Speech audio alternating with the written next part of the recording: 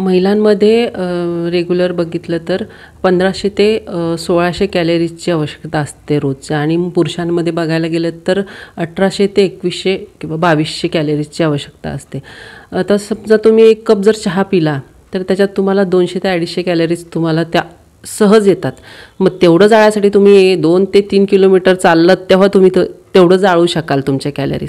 TV Maharashtra न्यूजमध्ये आपलं सहर्ष स्वागत. मी सौभाग्यवती पायल संतोष कोलते. आजचा विषय आहे व्यायाम. नमस्कार, मी तुमच्यासारखी एक गृहिणीच आहे, पण माझा छंद व्यायाम तो मी जोपासते. कसं काय आपल्या रेग्युलरच्या रुटीनमध्ये स्वतःसाठी व्यायाम काढून ते मी शॉर्टमध्ये तुम्हाला सांगेल. व्यायाम म्हणजे काय? व्यायामाची व्याख्या ही करायला गेलात तर स्वतःसाठी दिवसातनं वेळ काढून स्वतःसाठी ते जे करू आपण ते फक्त आपल्यालाच मिळणार आहे. म्हणजे तुम्ही मुलांना सांभाळून घरातली सगळी कामं करून सगळं करून आपण दिवसभरातनं सगळं दुसऱ्यांसाठी करतो, पण व्यायाम हा जे आहे ते फक्त स्वतःसाठी करायचा आहे आणि स्वतःच्या आनंदासाठी करायचा आहे. तर व्यायामाचं महत्त्व म्हणायला जाल तर स्त्रियांमध्ये व्यायामाचं महत्त्व तसं बघायला गेलं तर खूप कमी आहे. कारण आपण खूप कॅज्युअली घेतो की आपलं घरात काम तर होतंच आहे, लादी पुसून होते, भांडी घासून, त्यात तर आपला व्यायाम होतोच आहे. पण तसं नाही आहे. तो एक व्यायामच आहे, पण तो वेगळ्या प्रकारचा म्हणता येईल. आणि जो शारीरिक व्यायाम करायला पाहिजे आपण छोट्या छोट्या गोष्टी, तुम्ही चालायला जा, सकाळी मॉर्निंग वॉक करा, रनिंग करा, जिम करा किंवा योगासनं करा. हे जे व्यायाम कराल तुम्ही, यातनं तुम्हाला जे मानसिक संतुलन किंवा मानसिक तुम्हाला शांतता मिळेल ते घरातल्या कामांमधनं मिळत नाही. त्यामुळं ॲटलिस्ट दिवसातनं 30 मिनटं तरी तुम्ही स्वतःसाठी काढून स्वतःसाठी ते व्यायाम करावा अशी माझी प्रचंड इच्छा आहे. कारण मी स्वतःच्या अनुभवातनं हे सांगू शकते की एकेकाळी मी माझं लहान बाळ असताना मी सायटिका हे ते भरपूर हेल्थच्या इश्यूमधनं बाहेर पडली आहे. ती फक्त व्यायामामुळे. की मला सायटिका म्हणजे मला चालता येत नव्हतं, एवढा मला त्रास होता. माझ्या कमरेचा बॅकचा प्रॉब्लेम होता. आता मी 90 kgचे डेडलिफ्ट करू शकते. तुम्हाला विश्वास बसणार नाही. म्हणजे मी स्वतः जेव्हा माझं मागची जर्नी बघते तेव्हा मला प्राऊड फील होतं की बाप मी कुठून कुठे आली आहे. की पाय उचलू शकत नव्हते ती बाई आज 90 किलोची डेडलिफ्ट करते, 15 किलोची डंबेस उचलते. मला बाळाला माझ्या घेता येत नव्हतं कड्यावरती, इतकी माझी परिस्थिती बिकट होती. त्यामुळं एक निश्चय केला मनात की नाही, हे किती दिवस चालणार. म्हणजे स्वतःसाठी तर ओझं झालंच होतं ते आजारपणमध्ये आपलं डिप्रेशनमध्ये जाणं किंवा हे ते कॉमन गोष्टी आहेत त्या. स्वतः हिम्मत केली काहीतरी की नाही स्वतःसाठी, मुलांसाठी, आपल्या नवऱ्यासाठी, की आपण उठून उभं राहायला पाहिजे, ह्या आजारातनं उठायला पाहिजे. आणि नॉर्मली जेव्हा आपण आई बहीण आपली किंवा सासू ह्यांना बघतो त्यांना गुडघ्याचे आजार, BP शुगर तर नॉर्मलच आहे आजकाल, सगळ्यांच्या घरीच आहे. आईवडिलांना बघाल तर आजकाल 30च्या नंतर शुगर आणि BP तर फ्रीमध्येच आहे. हे जे आजार आहे ते होणार आहेत किंवा होतीलच असं आता म्हणतात की ते रक्तात आहे म्हणजे जेनेटिकली तुम्हाला येणारच. आता माझ्या मम्मी पप्पांना दोघांना शुगर आहे, पण ते होण्याची वाट बघण्यापेक्षा ते होऊ नये म्हणून मी प्रयत्न करेल ना की मला ते कसं रोखता येईल. की व्यायाम करून किंवा आहारातनं माझं संतुलित आहार ठेवून की साखर कमी कर, असं हेल्दी फूड खा, की फळभाज्या घरात बनवलेलं अन्न, बेकरी प्रोडक्ट्स कमी कर, बाहेरले ते चिप्स लेज हे ते. माझ्या घरी हे माझ्या मुलांना अजिबात माहीत नाही आहे हे पुड्यांमधले प्रकार काय काय असतात ते. घरात मी त्यांना पिझ्झा खाऊ वाटला, चपातीचा पिझ्झा बनवून देते. नॉर्मल म्हणजे जेवढं मला हेल्दी देता येईल माझ्या फॅमिलीला तेवढं मी देते, मी पण खाते.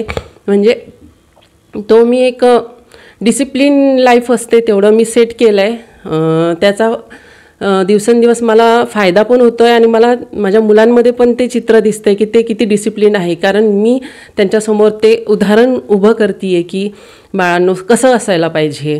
आता माझा मुलगा आहे तो 4च वर्षाचा आहे, तसा बघायला 4-4.5 वर्षाचा. तो मला घरी जेव्हा व्यायाम करताना बघतो तेव्हा तो मला कॉपी करतो. म्हणजे तो योगासनं करायला लागतो. जे अवघड आहेत, जे मला खूप प्रयत्न करून खूप प्रॅक्टिस करून मी करते, तो मला बघून तो इझिली करून घेतो. म्हणजे एक आनंद होतो की आपण आपल्या मुलांना काहीतरी काय म्हणतात त्याला, देणगी असते किंवा ते मागच्या पिढीला आपण देतो ते मी काहीतरी छान देते माझ्या मुलांना, त्याच्याबद्दल मला खूप प्राऊड फील होतं स्वतःसाठी. महिलांमध्ये बघायला गेलं तर तसं 1500 ते 1600-1800 कॅलरीजची आवश्यकता असते मॅक्झिमम दिवसातनं. तर तुम्ही ते मेंटेन जरी ठेवलं दिवसातलं तर तुम्ही आपोआप ते जे तुमचं गोल आहे किंवा ब्लड प्रेशर आहे किंवा कोलेस्ट्रॉल आहे, रक्तातला शुगर कंटेंट किंवा होणारे आजार आहे ते तुम्ही थांबवू शकता. पण त्यासाठी प्रयत्न करायला हवे. किंवा सकाळी उठल्यावरती एक कोमट पाण्यामध्ये लिंबू पिळून घ्या. दिवसातनं आहार जो आहे तो तुमचा संतुलित ठेवा.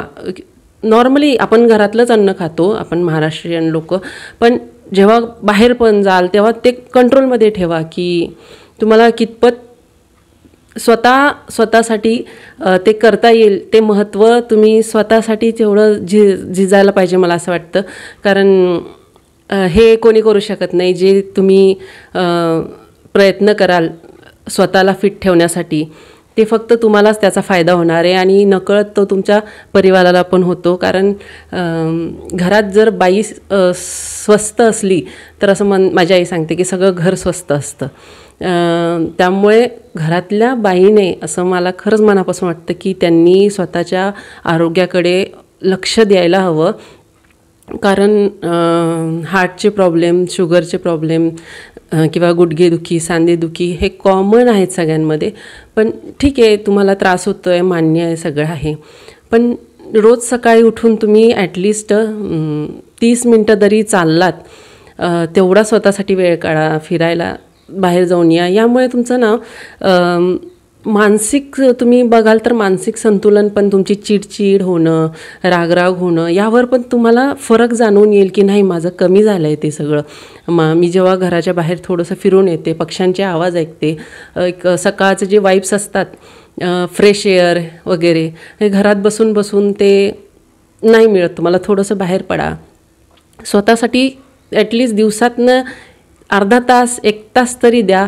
कारण तेवढं तर बनतं आहे. कारण दिवसभर आपण सगळ्यांसाठीच करतो, सासू सासरे, मुलं, नवरा. पण 1 तास स्वतःसाठी काढणं तेवढं तर करायला हवं आपण. आता बरीच लोकं जिमकडे वळाली आहे. मी सुद्धा आता योगासनं वगैरे, मी 6वीपासून योगा करत होते. 6वीला असताना तेव्हा तो योगाचा प्रकार मी नंतर आता 2 वर्ष झाले मी जिमकडे वळाली आहे. जिम पूर्णपणे म्हणजे मी आता प्रोफेशनल तिथे ट्रेन झालेली आहे. पण असं ऐकायला येतं की जिम करूनसुद्धा लोकं तिथे अटॅक यायला आहे त्यांना. आता सेलिब्रिटी, आता परवाच्या दिवशीच एक अटॅक येऊन गेले जिममध्ये. तर मग असं का होतं? तर हे जे आहे त्यांचं कारण, आपली बॉडी ना इंडिकेट करत असते की तुम्ही थकला आहात आतमधनं. तुम्ही जिम करताय, सगळं करताय, ठीक आहे, प्रॉपर आहे, डाएट पण तुमचं आहे, पण त्या मसलला, त्या बॉडी पार्टला तुम्हाला रेस्ट पण तेवढाच महत्त्वाचा असतो. जर एक मसल तुम्ही ट्रेन करता आहे तर त्याला 48 तासांचा रेस्ट पिरियड असतो. कारण ते मसल तुम्हाला रिलॅक्स करायलाच पाहिजे. तुम्ही ते न करता सारखं ते बॉडीला तुमच्या हिटच करता आहे, तर मग ती बॉडी पण तुमची तशी रिस्पॉन्स करत नाही. आता मी पण जर आठवड्यातले 5-6 दिवस जिम करत असेल तर मी रेग्युलर करते. पण मी 2 दिवस सॅटर्डे संडे हा मी ऑफ घेतेच, पूर्ण माझ्या बॉडीला रेस्ट देतेच. कारण ही आपलं शरीर आहे, एक मशीन आहे, त्याला पण तुम्ही एक ब्रेक देणं गरजेचं आहे. जसं तुमचं गंज चढतो तसंच ठेवून एखादी वस्तू, तसंच आपली बॉडी जेव्हा आपण काहीच करत नाही तेव्हा सगळं अंग आखडून जातं, हे होतं ते होतं, ठीक आहे. पण जेव्हा तुम्ही सारखं ती मशीन चालवताच आहे तर तेव्हा पण तिच्यात मेंटेनन्स येतोच, मेंटेनन्सचा प्रॉब्लेम. तेव्हा मग तो एवढा प्रॉब्लेम होण्यापेक्षा तुम्ही करताय 6 दिवस, ठीक आहे, पण 2 दिवस तुम्ही कंप्लीट रेस्ट द्या तुमच्या बॉडीला तुम्ही. आणि हे जे अटॅक येण्याचं प्रमाण आहे ते लोक बऱ्या प्रमाणात स्टेरॉइड्स वगैरे हे पण कारण आहे. पण आता मी जर ट्रेडमिलवरती 12च्या स्पीडने 13च्या स्पीडने मी धावती आहे तर ते कंटिन्यू धावणं, माझ्या हार्टवर प्रेशर येणारच आहे त्या वेळेस. पण मग तुम्ही जेव्हा तुम्हाला कळतं आहे की तुम्हाला धाप लागती आहे, तुम्ही थांबा तिथे काय तुम्हाला अवॉर्ड देणार नाही काय कोणी, की तुम्ही 1 ते 2 मिनटं कंटिन्यू धावला आहेत 14च्या स्पीडने, कोणी अवॉर्ड देणार नाही आहे. तुमच्या हार्टवर प्रेशर येतं आहे, तुम्हाला समजतं आहे, तुम्ही थांबा तिथे. जेव्हा तुम्ही एखादा सेट मारताय, तुम्ही बॅक करताय, बायसेप करताय, जे काही करताय, तुमची बॉडी इंडिकेट करते की बस माझा आता हे लास्ट आहे, मी याच्या पुढे नाही करू शकत. तेव्हा थांबा तिथे, रेस्ट घ्या, 30 सेकंड 60 सेकंड्स रेस्ट घ्या आणि परत तुमचा परफॉर्म करा. ते तुम्ही हार्टवरती प्रेशर येणं हे येतंच, तिथे कॉमन आहे. पण तेवढा तुमचा सेट झाला, तेवढं तुमचं झालं की ते रेस्ट घेणं पण महत्त्वाचं आहे. जर तुम्ही नाही घेतलात तर ऑब्वियस तिथे तुमचं इतकं पंपिंग होत राहतं तिथे ब्लड, की तुमचा अटॅक वगैरे येणं तर मला वाटतं ते नॉर्मल झालं आहे आता जिममध्ये. पण तिथे ट्रेनर्स असतात चांगले, त्यांना तुम्ही विचारू शकता की तुम्हाला असा त्रास होतो आहे किंवा मग तुम्ही काय खायला पाहिजे, त्यांचं डाएट फॉलो करा. त्यांच्याकडनं हे शिकवून घ्या की सर कसं करायचं, काय करायचं.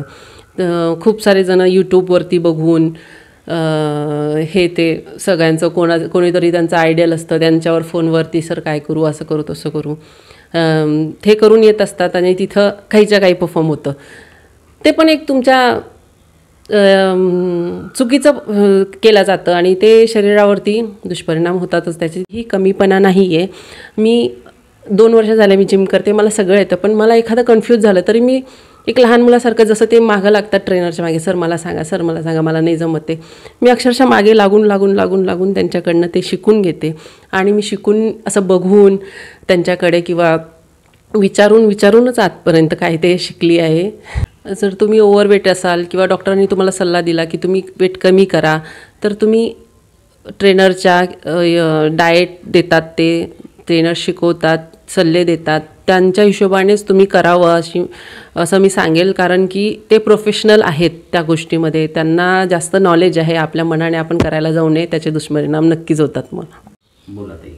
आता करोनाच्या काळामध्ये बऱ्याच बायकांना कमरेचे, बॅकचे त्रास सुरू झालेले आहेत बसून किंवा वर्क फ्रॉम होम करून सारखं बसणं आणि मुलं वगैरे, त्यांना स्वतःसाठी वेळ मिळालेला नाही आहे. तेव्हा त्यासाठी तुम्ही आता तर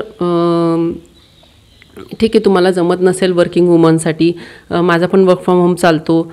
मी स्वतःसाठी 2 तास कसं का होईना मी काढते. जिकडे जीवाचा रान करते, काम आवरून सगळं करून, सगळ्यांचं सगळं करून, कोणी म्हणायला नको की बाबा ही असं सोडून गेली, पण तसं नको म्हणून मी सगळ्यांचं, नवऱ्याला जेवायला वाढून सगळं करून आपले काम करते. मुलं शाळेतून यायच्या आधी तेवढं मी माझं वर्कआउट करून येते, धावपळ करत. पण प्रत्येक महिलेला हे जमत नाही. मग ॲटलिस्ट मग तुम्ही अशा वेळेस काय करायला पाहिजे, घरातच तुम्ही दुपारचा वेळ तर तुम्हाला मिळतोच जेव्हा तुमची कामं आवडली, थोडे अर्धा तास स्वतःसाठी काढा. अर्धा तास थोडंसं स्ट्रेचिंग करा. स्ट्रेचिंग केल्याने पण तुमचे जे स्नायू आखडलेले असतात ते रिलॅक्स होतात. असंच नाही म्हणत आहे की मी 1 तास तुम्ही व्यायाम, योगाच केला पाहिजे, सायकलिंगच केली पाहिजे, चाललंच पाहिजे, रनिंगच केली पाहिजे. स्ट्रेचिंग करा तुम्ही. तुमचे स्ट्रेचिंगचे भरपूर प्रकार आहेत, तुम्ही बघू शकता यूट्यूबवर, त्याच्यात काही हार्म नाही आहे. आहार घेताना आपण एक काळजी घेतली पाहिजे की जेव्हा तुम्ही वेट लॉस करताय तेव्हा तुमच्या आहारामध्ये एक 70% सलाड किंवा हे भाकरी, चपातीच्या ऐवजी भाकरी घ्या. जेव्हा तुम्ही एक्सेस तुमचा वेट वाढलेला आहे आणि तुम्हाला तो कमी करायचा, तुम्ही काप्स कमी करा. काप्स म्हणजे भात, स्टार्चयुक्त पदार्थ म्हणजे बटाटा झाला, रताळं किंवा ज्याने शुगर आपली वाढते, ज्वारी, बाजरीची भाकरी खा. चपाती असेल तर मग ती विदाऊट ऑइल खा. सलाड वाढवा तुमच्या आहारामध्ये. काकडी, गाजर, बीट खा. महिलांना बीट, मला वाटते रोज तरी बीट खाल्लं पाहिजे, कारण आपल्या शरीरात मुलं वगैरे, त्यामुळे रक्तांची खूप कमतरता होते.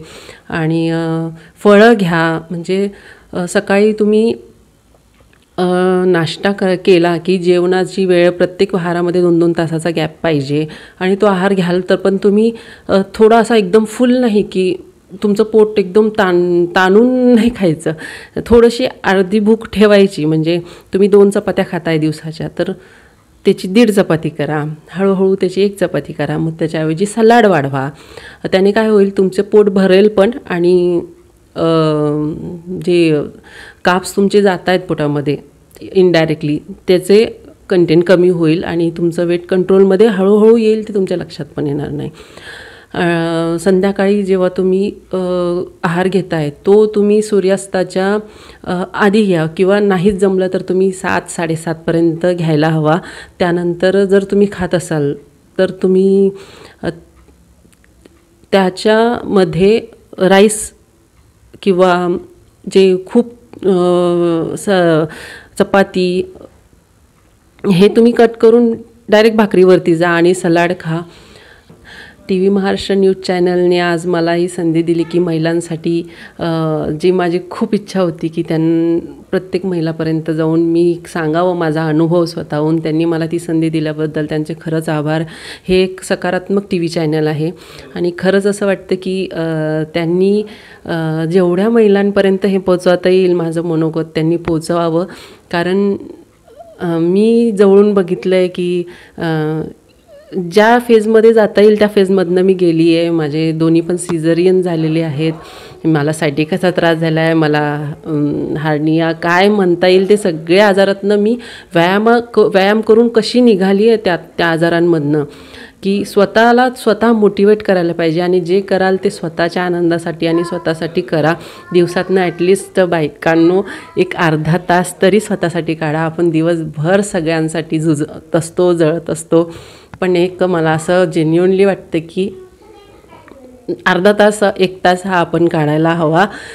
त्यातून आपण स्वतःसाठी व्यायामच बेस्ट आहे, कारण त्याच्यात तुमचं मानसिक संतुलन पण राहील, एक तुमची स्नायूंमध्ये लवचिकता राहील, मजबूती येईल, आणि ऑब्वियस तुमचं वेट कंट्रोलमध्ये राहिलं, तुम्ही शेपमध्ये असाल तर तुमच्यामध्ये तो कॉन्फिडन्स पण येईल. 4 चौघांमध्ये गेल्यावरती तुम्ही जे बुजगरल्यासारखं म्हणजे खाली मान घालून किंवा बोलू की नको, हे करू नको मला, असं जे मनातनं तुम्हाला असतं ते मी स्वतः अनुभवलं आहे. जेव्हा मी फिट झाल्यावरती जे मी कॉन्फिडन्स फील करते आता माझ्यामध्ये, तसं प्रत्येक महिलेने फील करावं अशी माझी मनापासून इच्छा आहे. त्यामुळे यांनी मला संधी दिली बायकांपर्यंत पोहोचण्याची. त्याबद्दल मी त्यांचे खूप आभार मानते आणि खरंच तुम्ही सिरियसली घेऊन आता व्यायामाला सुरुवात करावी.